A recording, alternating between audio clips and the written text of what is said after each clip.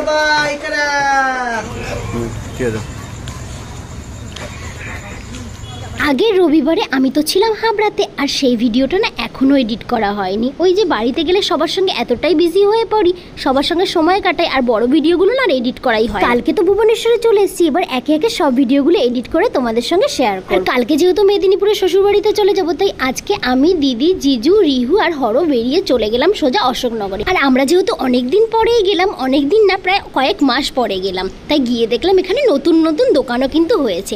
ফার্স্টেই আমরা চলে এলাম ফুডিনেটারে। এখানেও দেখলাম বেশ কিছু আইটেম পাওয়া যাচ্ছে। আমরা গিয়ে স্টিম মোমো অর্ডার করেছিলাম, 40 টাকা নিয়েছে এক প্লেট, 6 পিস ছিল। আর সত্যি কথা বলতে আমি ভাবিনি যে মোমোগুলো এত ভালো লাগবে। সত্যি মোমোর টেস্টটা কিন্তু দারুণ ছিল। তোমরা যারা অশোকনগরে থাকো বা হাবড়ায় থাকো, এখানে তো সচরাচর এসেই থাকবে, তারা জানো একবার হলেও তোমরা ট্রাই করতে পারো এখানকার মোমো। আর সেদিন না অল্প অল্প করে বৃষ্টি পড়েই যাচ্ছিল, তাই আমরা ভেবেছিলাম যে রিহুকে নিয়ে যাব না, যেহেতু ওর না শরীরটা খারাপ ছিল। কিন্তু আমরা যখন রেডি হয়ে বেরাচ্ছি, ও দেখি মুখটা কালো হয়ে গেছে, ওর মনটা খারাপ হয়ে গেছে, তাই ওকে নিয়েই চলে এলাম। তারপর আমরা অর্ডার দিলাম চিকেন পপকর্ন। চিকেন পপকর্ন কিন্তু সচরাচর একটু ছোট সাইজের হয়, আর এটা দেখলাম একটু বড় সাইজ, আর 100 টাকায় 16 পিস দিয়ে। খেতে কিন্তু বেশ দারুণ ছিল, আমাদের সবারই খুবই ভালো লেগেছে। আর ভেতরে চিকেনটাও কিন্তু অনেকটাই ছিল। আর তোমরা যারা আমার ভিডিও দেখে থাকো তারা তো জানবে যে আমি না এসব স্ট্রিট ফুড খেতে বেশ ভালোবাসি, তাই আগে যখনই বাড়িতে আসতাম তখন এখানে চলে আসতাম দিদি আর জিজুর সঙ্গে। রিয়া ওদের সঙ্গেও এসেছি অনেকবার।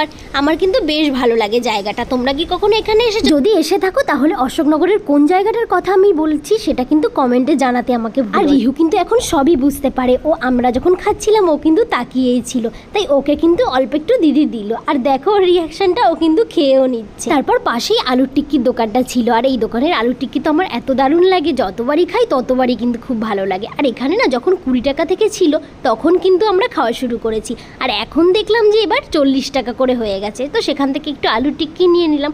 শুধু আমার না, হরেরও কিন্তু আলুর টিক্কিটা বেশ পছন্দ। আর সেদিন মাঝে মাঝে এতটাই বৃষ্টি পড়ছিল, খুব বেশি জোরে না হলে ওই টিপ টিপ করে আস্তে আস্তে বৃষ্টি পড়ছিল। এবার ওইরকম বৃষ্টি তো আমাদের ভিজলে সমস্যা নেই, কিন্তু আমাদের সঙ্গে তো রিহুকে আমরা নিয়ে গেছিলাম, তাই ওর জন্য কিন্তু আমরা ছাতাও নিয়ে গেছিলাম, আর ছাতায় করেই আমরা দাঁড়িয়েছিলাম ওখানে। ফার্স্টে তো ভাবছিলাম আমরা আজকে বেরাবো না বৃষ্টিটা দেখে, তারপর ভাবলাম যে না, কালকে তো চলে যাবো। আর দিদি আর জিজু তো রাতেই ওরা বেরিয়ে যাবে, কারণ কালকে জিজুর আবার অফিস আছে, সকালে যেতে খুবই সমস্যা হয়। আর এই যে আমরা যাব আর সেই পুজোর সময় আসবো, আর এখানে সেই এবার না আসলে আবার সেই পুজোর সময় আসতে হবে। আর বৃষ্টিতে তো সিটটা ভিজে গেছে। আর দেখো জিজুর কাণ্ড, কিভাবে সিটটা মুছছে। এটা কিন্তু নতুন স্টাইল, তোমরাও ট্রাই করতে পারো। আর দেখো রিহু কি সুন্দর চুপ করে বসে আছে। ও না বাইরে বেরালে একটুও দুষ্টুমি করে না, চুপ করে কিন্তু থাকে, কোনো কথাও বলবে না। আর এরকম বৃষ্টির মধ্যে এরকম সুন্দর ওয়েদারে একটু চা না খেলে হয় বলো তো? তারপর আমরা সোজা চলে গেলাম স্টেডিয়ামের পাশে এই কাকুর দোকানে।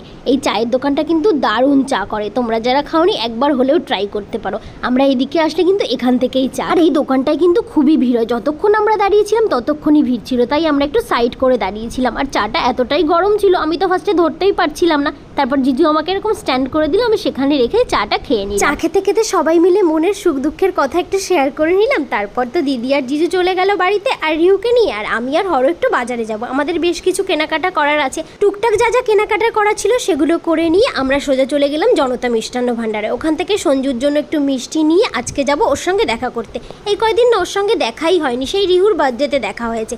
যেহেতু ওর শরীরটা খারাপ ছিল, জ্বর হয়েছিল, তাই আমাদের আর দেখা করা হয়নি, আর ও আসতে পারেনি। আমরা ওই 9টার সময় গিয়েছিলাম, গিয়ে দেখি তখনও দুপুরের খাবারটা খাচ্ছে। আর যেহেতু রবিবার ছিল, রবিবারে তো ওর দোকানে প্রচণ্ড ভিড় থাকে, তাই দেখলাম যে কাস্টমারে তো ভরা রয়েছে। আর ওইদিকে তখন দিদি ফোন করেছে ওরা বেরিয়ে যাবে, ওদের না হলে লেট হচ্ছে।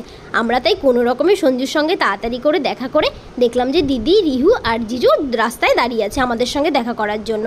মনটা না বেশ খারাপ লাগছিল, মানে এই কয়দিনে রিহুর সঙ্গে এতটা টাইম কাটিয়েছি, আর এখন ওরা চলে যাচ্ছে, আবার সেই 2 মাস পরে দেখা হবে। তো ওই যে কিছু করার নেই, যে যার দিকে তো যেতেই হবে। কি ভালো হতো বলো তো সবাই মিলে যদি একই জায়গায় একসঙ্গে থাকতে পারতাম, কিন্তু সেটা তো আর সম্ভব না। দিদি ওরা বেরিয়ে গেল, আমরা তারপর চলে এলাম বাড়িতে।